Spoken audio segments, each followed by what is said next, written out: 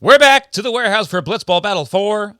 Jack is back. Let's talk Blitzball. All right.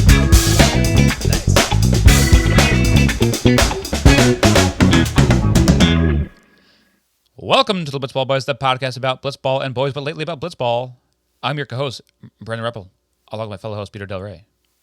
Hey, Brendan. Hey. Jack is back, all right. I feel kind of rude not thinking that this would happen. He came back. I think this was the biggest bounce back I've ever seen of anybody ever. Yeah. I said Jack's going to bounce back, and I said it was going to be 5-2. You can check the record. Check the record, 5-2 on the news. Check the record. I've been right every game so far. I want to admit I was a little distracted in my intro because I looked at myself, and it looks like I have like baby Superman hair. I have like a weird little. It looks like I have like one. Take the hat off, Brendan. One. Show us Tom Petty. It's very. It's a haircut, but it doesn't look good with hat hair. I'm just gonna like shove it up here. You got a haircut? Put your hat on backwards. There's nothing that looks worse than a backwards hat on stream. There you go. Oh, what a cool guy! Handsome and cool. Wow, this guy's handsome and cool. That is much better. Make it stick out the front. Do one of these. Whenever I wear hats backwards, I always stick some hair out the front because I think it looks so funny. Like especially Kevin with curly hair. Ed Nettie. Yeah, but I have curly hair. Yeah, so it's just like, imagine this. A little puff. Peter's got the puff. Peter's got the puff zone. There's nothing else that I could talk about before spoiling things. So you want to go burning? Let's go burning. Ankle booby. What?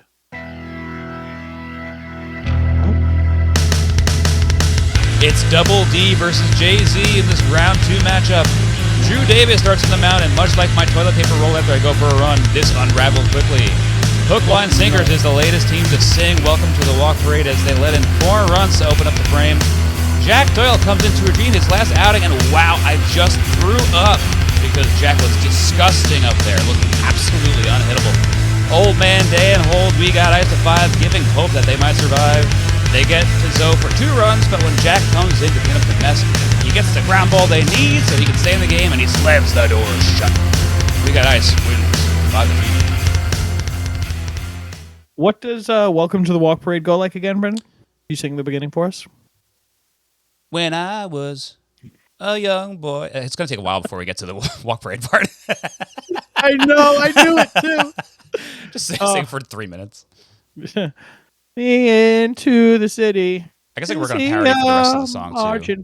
What? I can work on a parody, like a Blitzball parody for the rest of the song too. The song goes slow enough that you could think of it on the fly, I think. Peter, you think too much of me? No. We did have to delay this episode for you to write the burn. That's not true. That's true. Yesterday we were busy with something else. You were writing the burn. You gave it to Nicole all day. Yeah, and she said, "Man, it's still not good." You used this stuff last year. I guess it's the best it could go. Nicole famously introduced on the podcast last episode. You know, I just realized that's why last episode did so well on the YouTube. Because we had a woman in a robe on that episode. A girl in a robe. Yeah, that's why. Do it. How did word get around so fast? How did people even know? It was a surprise to everyone, including you. That's true. Yeah, we should get better numbers for next episode. They're going to think we have a robed woman every episode. We do. My mom's coming in this time. For next Love Yous episode. Oh, yeah. Get your 2 mic set up. Okay. Because we'll get her in, and you can hear her. And hopefully she'll have a good episode to come talk about Nikki next time. Nikki. I guess that'll be next episode. Is it? Yeah, I think they're playing next week against Woogas. Are they really? Oh yeah, baby.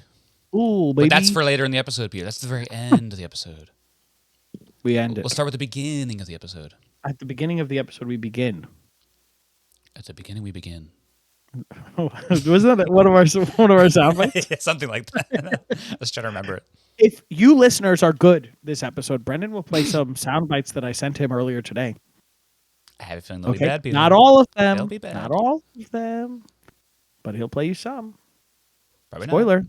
Probably not. You'll hear it eventually when Brendan does. Our end of season recap. No, Brendan. You'll hear it during Malt Madness. Oh, yeah.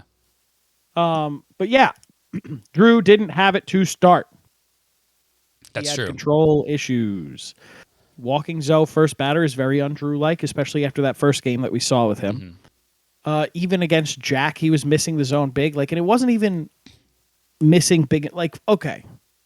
Granted, Jack and Zoe have great eyes. That's well true. Documented. They lay off a lot of pitches that some people in the warehouse would swing at. Mm-hmm. But even these misses from Drew, they never in your wildest dreams would Zoe and Jack be swinging at him. Mm-hmm. Yeah, you could tell he was like you're saying, he wasn't missing wildly the whole time, especially in the beginning. Mm-hmm. But you could just tell they were not going where he wanted them to go, these pitches. And in the booth, they're talking about it too. They're like, hopefully he has a Nicky start where he misses 10 times in a row and then locks in perfectly. And that's what I was expecting to happen because Drew already had a good outing.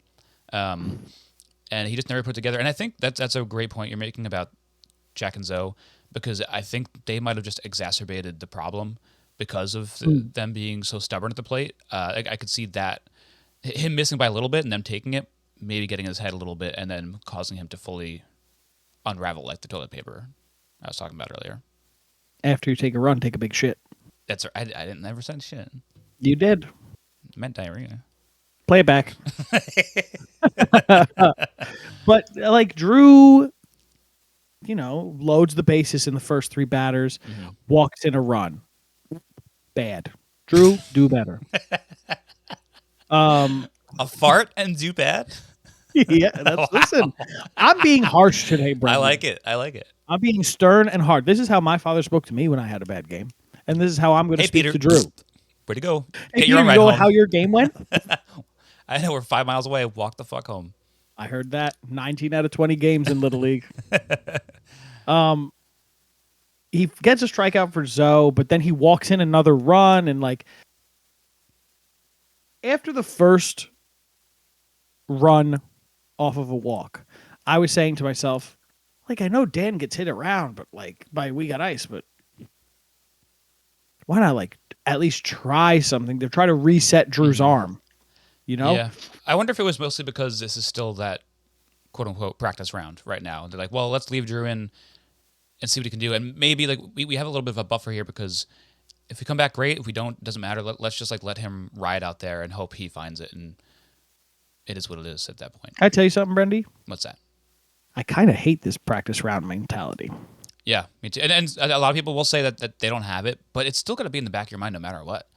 Or these games don't really matter. People have openly talked about it. Yeah. Yeah. That's why I really do think that's part of the decision making there. It is affecting these pitching changes. Yeah. Just having Drew go, we heard Peter talk about it. Drew just had to keep throwing his sinker, right? That was the one that was giving him trouble? Yeah. He just had to keep throwing it until he got it, and he just didn't get it. Yeah. So for a while. I have literally the same exact arsenal as Drew when I play. And there are days where it's I cannot find the release point, and I'll have this exact 50, 60 pitch inning against our buddy Chris. And I was I don't know. And I just I hope and pray something goes in the middle of the zone just to get some on the board, get some strikes up on the board. And it's really difficult to find it when you start to just sort of crumble on the mound. You're just I don't know what to do. I'm lost up here. And that's the kind of time in an outing on the mound where you wish someone would just pull the hook and hey, just get out of here. Let's reset. Right. Did I talk about the second walk for a run yet? I think you mentioned that because now What do we have? Bases loaded. Bases loaded. He walked in a run. He got Zoe to ground out, which was nice. But then Jack hits a double. Which I didn't realize at first. Another I was guy. Whoa! What happened there? Yeah, me too. Is that new this year? Or did I miss something? What? Did they change that in Blitz? If you hit the sidewall on a fly, because it was sidewall and then ground, not sidewall back wall. Yeah, I guess. I got confused about it. Okay. So I don't know. I was sure it was somebody reach out to us. For real this time, not like the jokes when we're asking for people's numbers and stuff. Like actually reach out to us and tell us when that rule got changed. Number, yeah. Send us your number. I'm sure. Let's place some bets. Who's going to send us the text message about, or the Twitter DM about when the rule was changed? BBD. It's going to be BBD. At least I thought it was going to be like a comment from you about like, no, Brandon, you fucking idiot. It was like that since BB1. I was like, oh. But no, I genuinely I feel don't like it was remember. this tournament. We might get that from BBD. Maybe. BBD sometimes is very mean to us. Yeah, he's been playing a lot of guessing games with us recently. I think we're both equally bad at guessing things. Well, I wasn't guessing seriously. This last time I wasn't guessing seriously. I guess the same thing 4 times in a row. Oh, you were kidding. Sure, bud. Sure about that. Yeah, BBD's a bully. We can all agree. Okay, so Jack, I wanted to talk about this. Jack striking out at the end of the first. So this weird notes. Yeah. Weird, right? Yeah, I guess you get. Like he just didn't want to get a walk. I don't think they do. I think that they're like not a. They obviously are a walk team because they're taking them this game, but I think at some point when they know that they're up enough, they'd rather just hit, and maybe now they have second and third, so they'd need a single to score the fifth run. But it also is again, unfortunately, might come back to the mentality of like, well, we're up by enough. We don't need to fully play. I think they had 4 after the double. 3. Oh, that's right. Sorry. So they had 4. There's enough of a cushion where, but still, in a game you don't really care about, you're like, oh, we might win it anyway.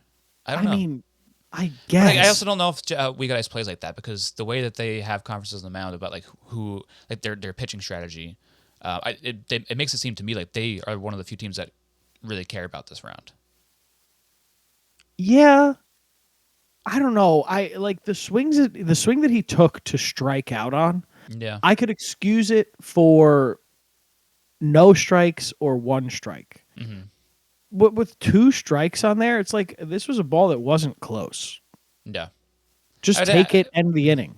Me and Chris both have those kind of swings with each other here and there. And yeah. And if you want to hit yourself in the head with the bat immediately. Yeah, but you and Chris don't. This is going to sound like rude, but you guys don't play as much as Jack does in the warehouse. You know what I mean? That's rude. Get fucked, Brendan and Chris. They play more than most people in the world. Right. Yeah. But whatever. Here's a quick one to talk about. 3 strikeouts in a row. Done. Hookline's out. They're getting perfect gamed. We're looking at each other metaphorically, because obviously we were in the same place. We're looking at each other like, oh, hi. Is We Got Ice ever going to fucking lose? No, they're not. So this is the kind of pitching performance you love to see. If you're not going to score runs, or if it's going to be just a bunch of pitching and not a lot of action with the ball being in play, this is what you want to see on the mound, is just someone absolutely, I said it. Ball Different play. Sport. I love seeing someone like Jack dice the other team up, because it seems fully intentional. Sometimes pitchers will go out there and the ball just happens to either be nasty or just end up in a place that is good for them. But Jack seems like his sequencing is on purpose. There's like a puzzle happening in his head, and he's able to locate the ball like no one else can. He will purposely hit you inside, then hit you outside, and then go low. I think he says otherwise in the post game, which is funny. Yeah, that's what I was going to bring up. Yeah, but I think there's definitely more of a method to his madness than anybody else that's a good pitcher. I think most people would agree about that. He almost feels like a different person on the mound versus any other time. Mm-hmm. You know, where like, yes, in the post game, I was very surprised to hear him say like, "Oh, I never like try to hit the pipe." I think like, he's just you are a liar. Yeah. We all know that you're a liar. That's sort of what he means too, because it is like really difficult to control the ball. So I think there's a bigger window of error. To hit the pipe is like, or to hit where he was talking about on the pipe is like, oh, let me take a playing card and throw it 200 feet and hit the middle of a target. Yeah. Like obviously nobody's trying to do that. But you're thinking in your head like, this would be pretty cool. Right. You know, you're getting to the general area. Exactly. It's not like he's throwing it and being like, let's hit glass. He's trying to hit the pipe. I want this to go on the inside. And if it misses, it misses. If it miss, he miss. If he dies, he dies. But it was really... Name that movie, Brendan. Is it The Princess Bride? If he dies, he dies. Is that a yes? No. I don't know. Rocky 4. I've never seen a single Rocky. Whoa. You're I, not missing. I was going to watch all of them tonight. You can. It's I only won't. 3:30 in the afternoon. It's true. Based on... Wait, where do you live? In Australia? Australia. The sun's been gone for days. I don't know where it's been. I'm very scared. It got really bright and then it went away. I just heard someone laughing. Hey, hey, hey, hey. It was a weird laugh. But yeah, like Jack put on this performance of, I feel like in the warehouse we see a lot of pitching performances that last for one inning and then they come out for the second and it's nowhere near as good as it was. And I'm getting a little bit ahead of myself, but Yeah, I know Jack didn't have that. Jack was so on, like we've never seen a pitcher in the warehouse be this on before. And it's against traditionally a very good team. A team that just also put up good numbers last game too. Not someone that's like should be good, but had struggled in their first game. It was reverse. Like last game, I struggled, and Hookline had a great game. Yeah.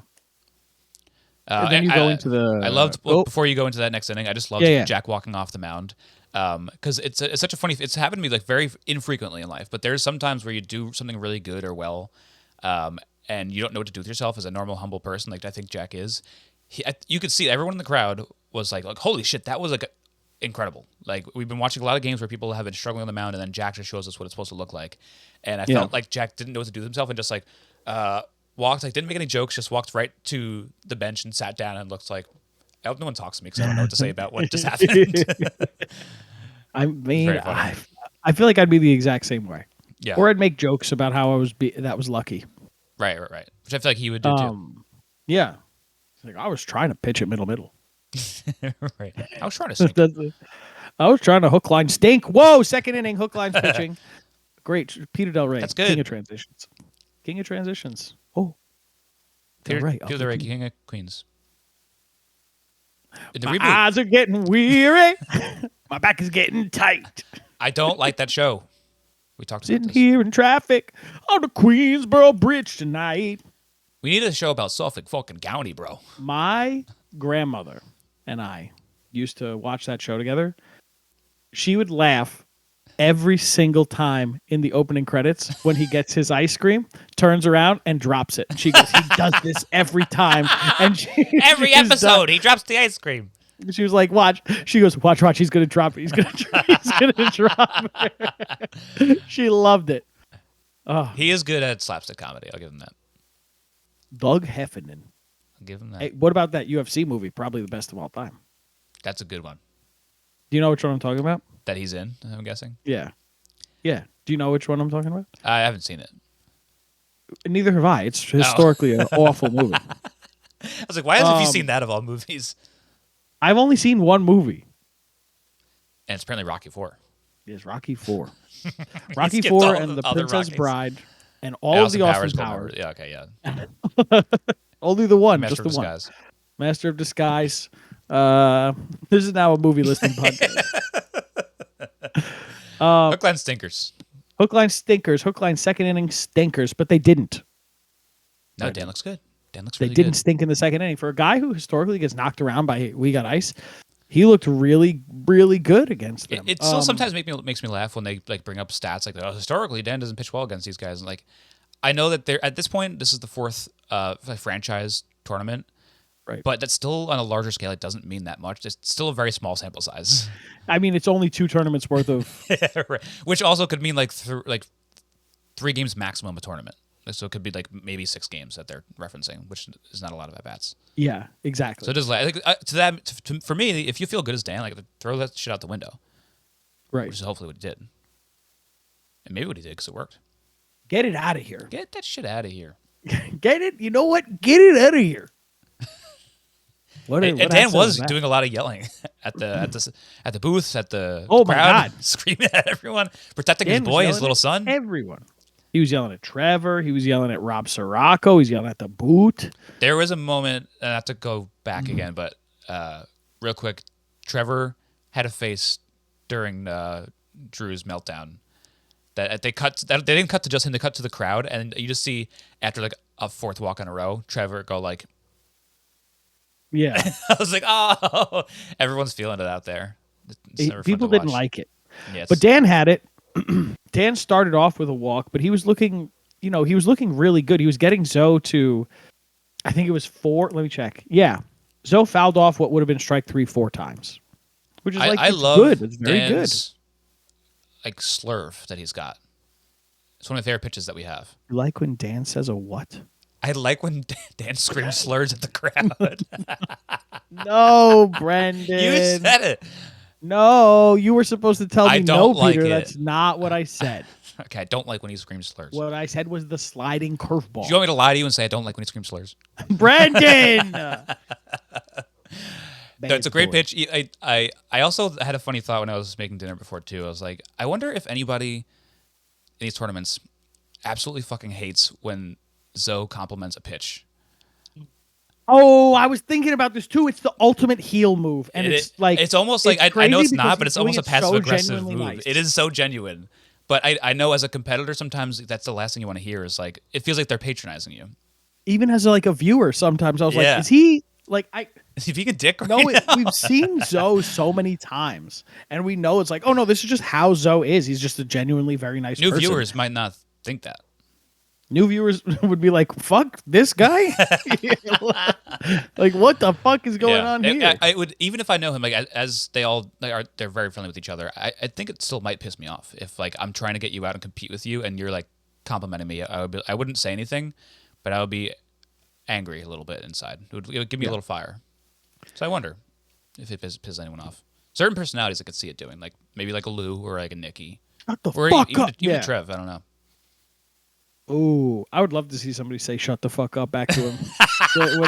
like he misses for a ball 5, and he's like, "It was a good pitch." I think especially the ones that miss by a bit, and he still gives you a compliment. I'd be like, "Shut the fuck up."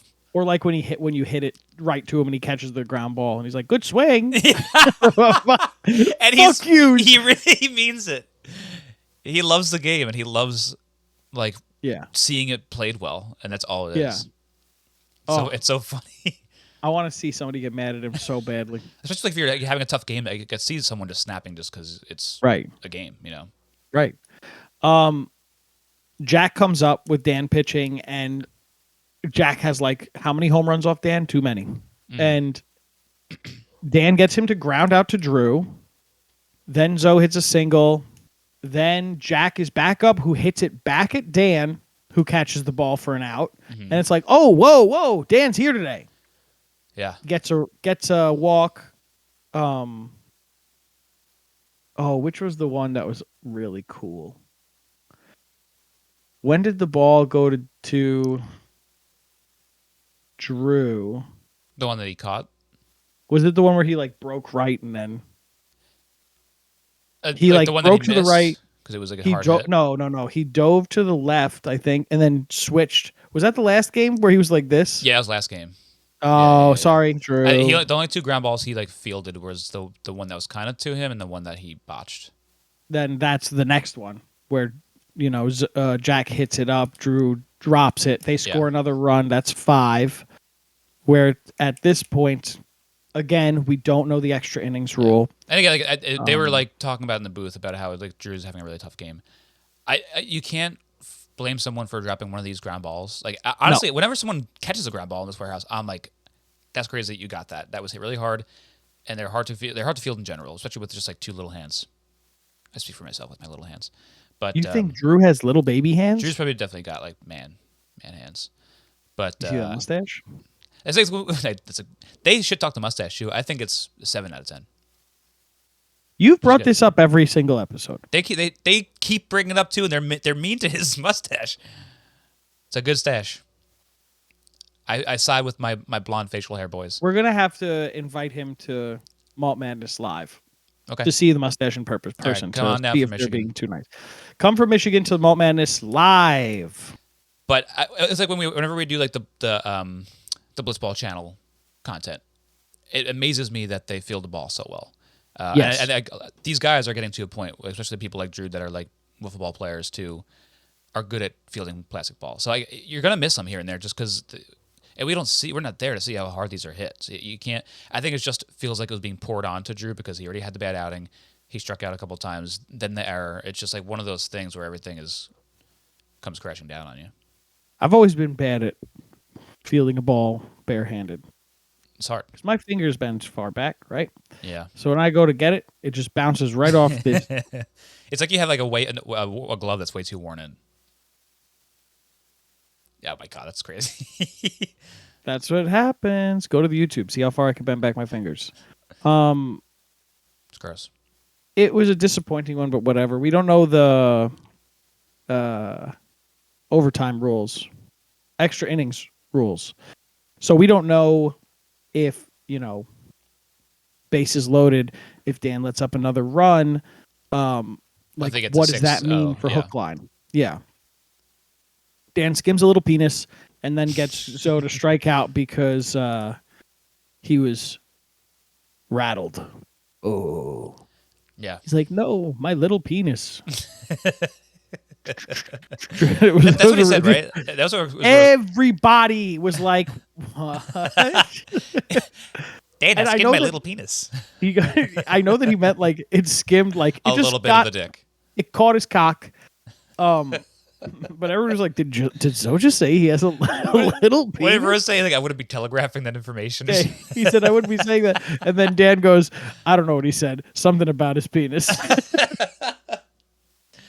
Colin Stone on the brain for everybody. Another situation where I feel like saying like the scientific word penis is like grosser and funnier than just saying like, I got my dick. I found out that my chair doesn't have a connection between the back and the seat, and like I just keep sticking my hand in between the cushion. I'm sticking my penis between the cushion. I just want to say this in case anybody's like watching the YouTube and seeing me go like this. Scratch your ass. And you're like, he's scratching his ass. No, I'm putting my hand because I have ADHD and I just do things. I've gotten to the filthy part of the pod. I saw myself in the camera doing this, and I was like, that doesn't look good. That doesn't look good at all. Watch Peter sniff his bendy fingers after he itches his ass.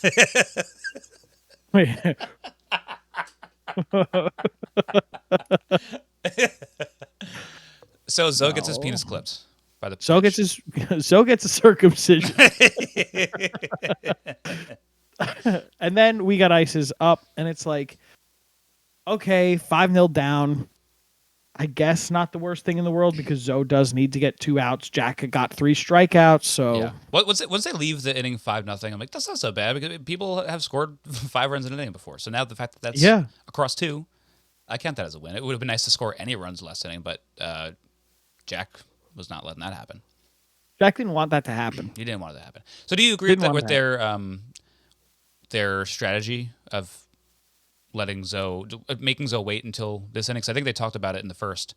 Like, do you want to come in for an out? Yes, I do. Yeah, I like. I do because this puts a whole lot more pressure on, like, because I know what their whole thing was in the first. But their whole thing in the first was like, yeah, but what if we don't score next inning? Yeah, I get that. But then that puts all of the question back into why not just take the walk for the 5th run in the first inning? Then you have Zoe coming on with legitimately no pressure. Yeah, for sure. Assuming that they still score this 1 run. But yeah, if they do put him in with 2 outs, there's a chance that the Hookline boys, catch up a little bit. And even if they just score 2 runs, that's way more. That's way more than 0. Yep. So at least they're on the board that way. Zoe didn't look bad. No, he didn't look bad. Zoe, he only threw for 4 at-bats. He didn't look bad. Dan, again, I feel like this is going to be his thing this tournament, almost hitting a home run. Yeah. Getting a double. Then Drew gets a double to bring in the 2 runs for Hookline. And Jack says, let me come do some stuff. Especially like when you see that these guys have been really struggling against you all game. And as soon as you put Zoe in, they start to hit a little bit. And like, all right. Let's stop this in its tracks right now. Yeah. And I mean, like, you're sitting there, at least I was sitting there and I was like, okay, I mean, Hookline's still in this so long as Dan doesn't hit a ground ball right to Zoe. And that's exactly what happened. At first, I was like, as a noted Hookline fan, I was kind of hoping like, oh, the camera wasn't that great. Did Zoe bobble it? Did he bobble it? Because he kind of came up a little awkwardly. Yeah. And he talked about it too. He was like, if I made a, he goes, if I didn't make that play, everybody would have been just saying like, why does he move like that? It was like, yeah, you're right. That's funny. That's what people would be saying. Luckily, but he got the grounder, and you could have turned the game off right there, because Jack has just been so dominant today on both sides that you think, okay, it takes the air out of you. Zoe doesn't have the pitch anymore. The fact that the other team now feels relieved and we got ice is a bad sign for you as Hookline Sinkers. Like, oh, right. no, that's exactly what. And that's exactly what happened. Like, granted, Drew did get the count to full, but he still strikes out, and we got ice wins 5-2. Yeah. It stinks because that ground ball, obviously, it was the pivotal point of the game. Right. But it would have carried so much more weight if this game meant something. Right. It stinks a little bit. Well, it kind of does mean something, right? Because we talked about this last episode where we were saying, oh, there's like 4 teams that look like they could do it. We talked about how we got ice could be there, but at the time they didn't.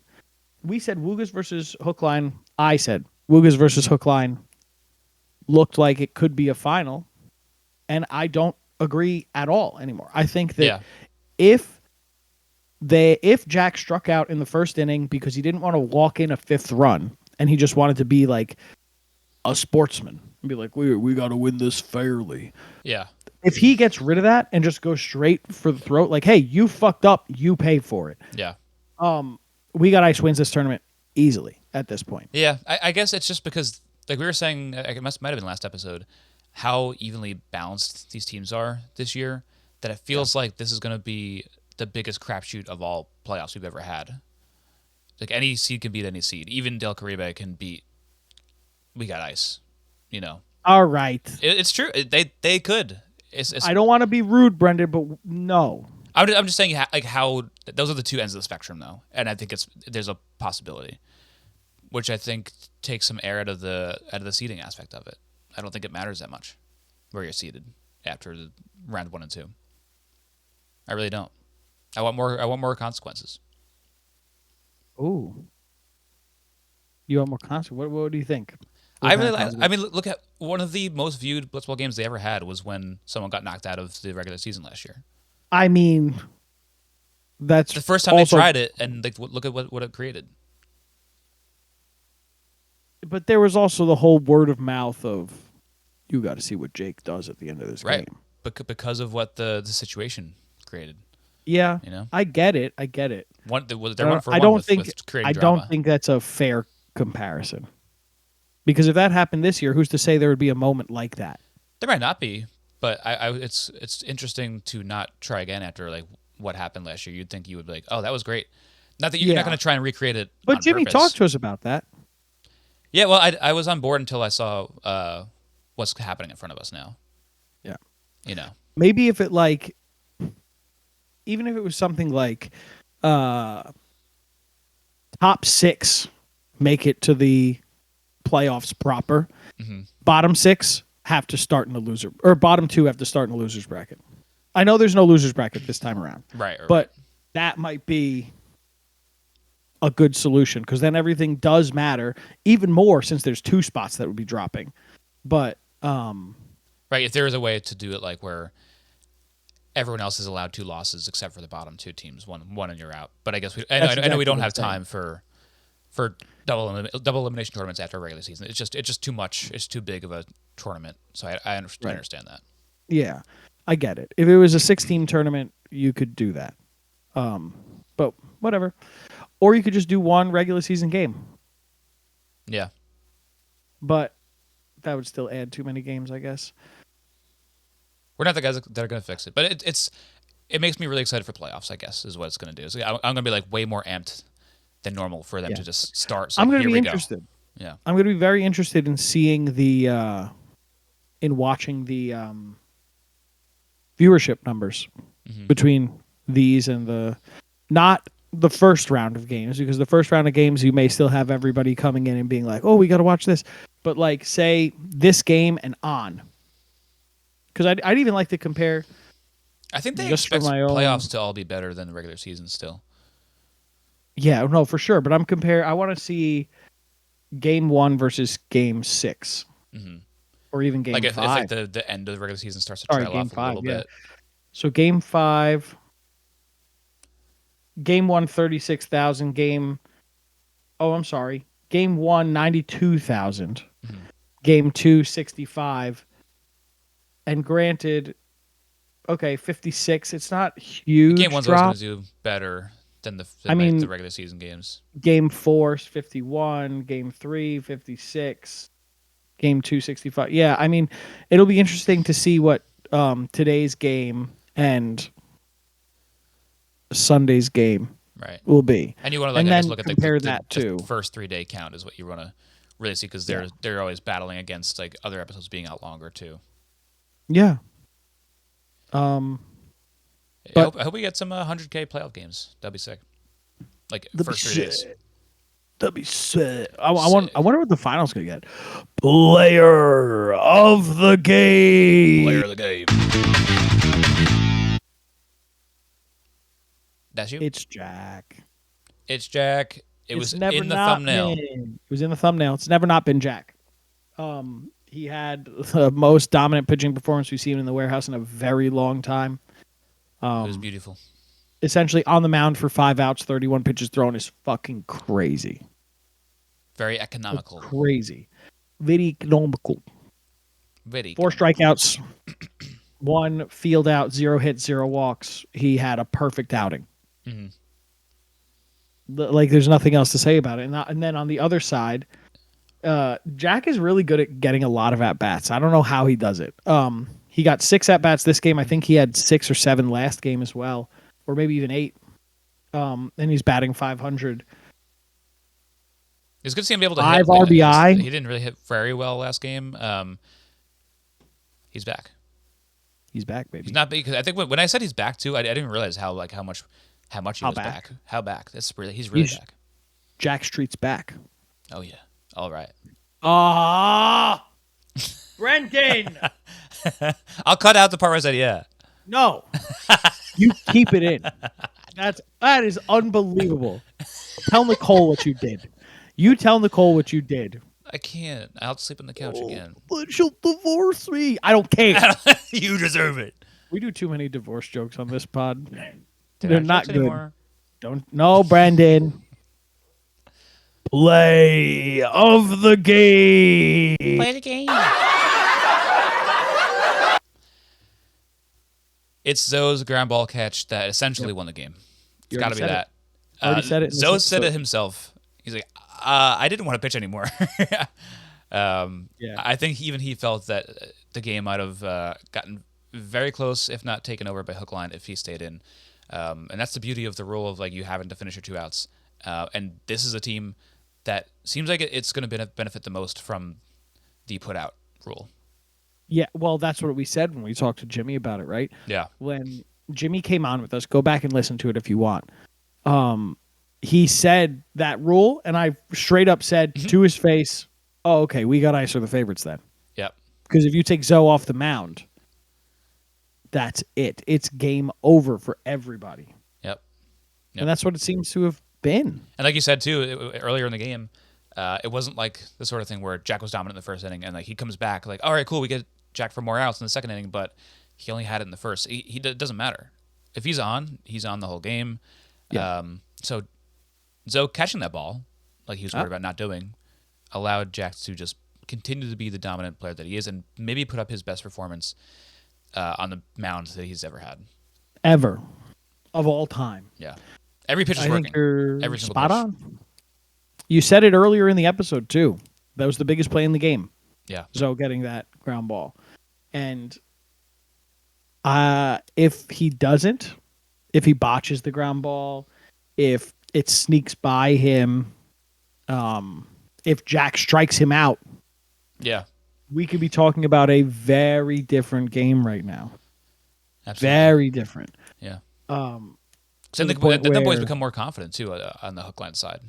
Like, all right, now we know we just put up 2 runs against this guy, and he can't really seem to get us out. It makes you feel pretty good. Makes you feel pretty good. But that's it for this game. We got Ice looking like, what we all thought they would be in this one, because Hookline's a good team. Yeah. They beat a good team. And now we'll move on. The game happened while we were recording this. Full disclosure. So we obviously haven't watched it. Yeah. Love Yous versus Woogas. Brendy, give us a little bit of a breakdown and tell us what you think's going to happen. Love Yous need to hit.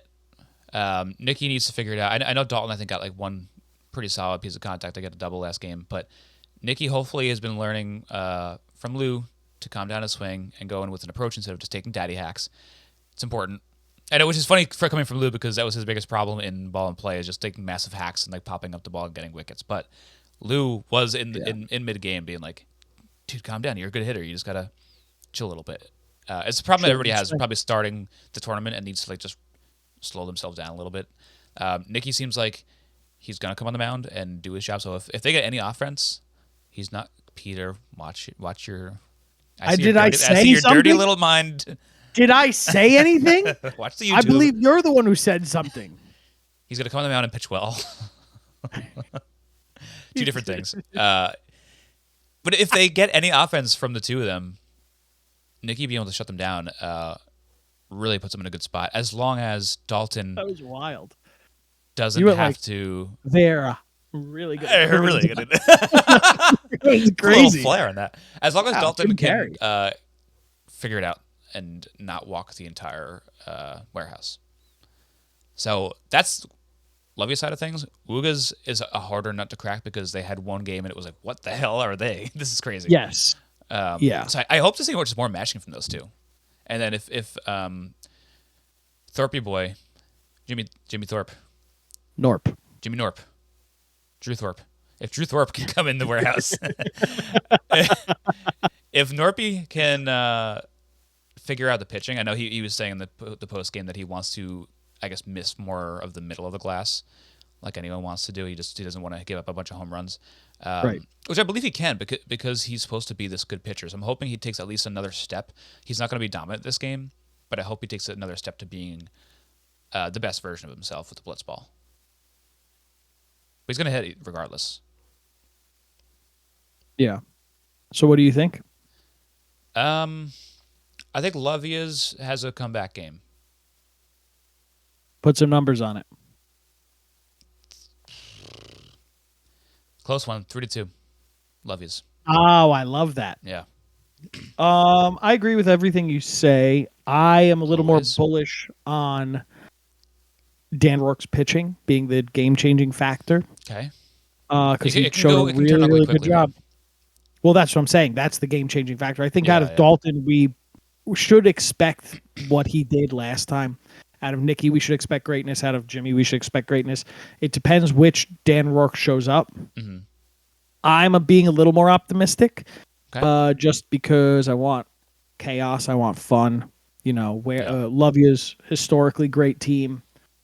I want a new bag of misfits going forward. All right. 3-2 Woogas. All right. Okay. We've created drama. That's good. I think it's going to be a little more high scoring. I think 6-5 Woogas. 3-2 Woogas. 3-2 Woogas. To the Isle of Tortuga. This is a tale of Captain Jack Sparrow. You know that song? Yeah. The Jester of Tortuga. That's what I thought. Oh, okay, there you go. That reminds me that we need to get more music out of We Got Ice. Yeah. The Holding Island of Jam. The goal song was so good. Yeah, it was good. Let's get more. Jack, get on it. Get on it. Get in the booth. Get on it. Actually, let's get Zoe to sing the next one. Yeah. Write the lyrics for Zoe. Yeah, write the lyrics for Zoe. Let's hear that voice. You saying me? Yeah, you. You want me to write the lyrics for Zoe? Write him a song. All right. Coming your way. Tune in next week when we have Zoe on here, and I'm going to force him to sing. I'll write the melody. What song? Huh? No, you're writing a brand new song. Oh. No. Disagree. All right. Brendan, what should people be drinking? Subtlety is the drink made by me. You can get it on the internet if you haven't ever heard of it. Nope. It's thesubtlety.com. You can use code HobbyBoys to get $2 off your order of a 12-pack. The Hobby Boys is my other podcast where we talk about beer, we review them. We even do such crazy things as doing a 32 beer tournament. Not anymore, though. There's 8 of them that aren't beers. I know Peter's going to get me on that. He's a pedantic little fuck. I still think it would be funny if you did all non-alcoholic beers on that side of it. Yeah, I mean, that could very well work, because then he can't be like, oh, well, the one on non-alcoholic beer I hate, I'm tossing that one out. You're forced to drink all this nasty shit. That's what he did last year, right? Yeah. Yeah. So tune in to this year's Malt Madness bracket. There's an episode coming out every Thursday of March. It's going to be a lot of fun. The finale is going to be the funnest, where we all record in the backyard in person, and the energy's great. Energy's always hot for that day. Energy's always hot Hot. for that day and no other day. No other day. Usually the podcast is very low energy. Very Just low like energy. this. Very boring. Go ahead and listen to my episode from last Very year. boring. Where I definitely didn't cough into the microphone 50 times because the beers were disgusting. River Mostly Trip. Are we going to have River Trip? Your bracket has only good beers now. And now we're going to take another sip of River Trip. That's okay. That's That's a good debatable, Brendan. That was a very good bit that we forgot to do in the finale. Oh my God. Allagash River Trip, if anybody who's wondering, is the worst of all time. And I believe discontinued. Yeah. I think we're the last people to ever drink it. Awful. It's so bad. It's so bad. It's so funny how this is like behind the scenes for people who don't listen to this podcast. But in last year's finale, the second we stopped recording, you, me, and Brian all had a realization at the same time that we never made the River Trip joke during the finale. Whoopsie. I will plug my brother Matthew Del Rey. I love him very much. You didn't finish your plugs. Let's listen to the Lonely Boys. I'll plug my brother Matthew Del Rey. I love him very much. He's a good boy. If you see him, give him a hug and a kiss. God knows he needs it. Go listen to us on the YouTubes and watch us. Brendan did some funny stuff. You get to see You turned your hat backwards. That's pretty funny. You get to see my eyes go big when Brendan said come on the mound. You get to see his puffy hair.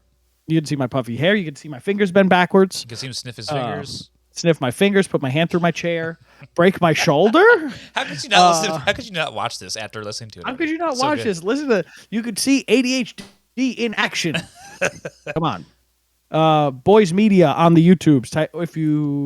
If you can't get there via just writing Boys Media, you could type in Blitzball Boys. You can't get there that way. Type in Blitzball Boys, Blitzball Battle 4. If you still can't get there, then you could fuck yourself. If you can't get there, I'm just going to assume you're not trying.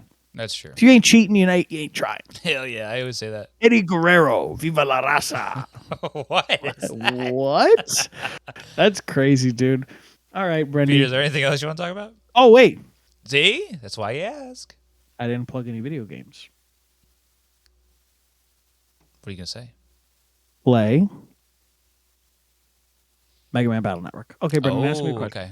Now, is there anything else you want to talk about? Nope. Bye. Bye-bye.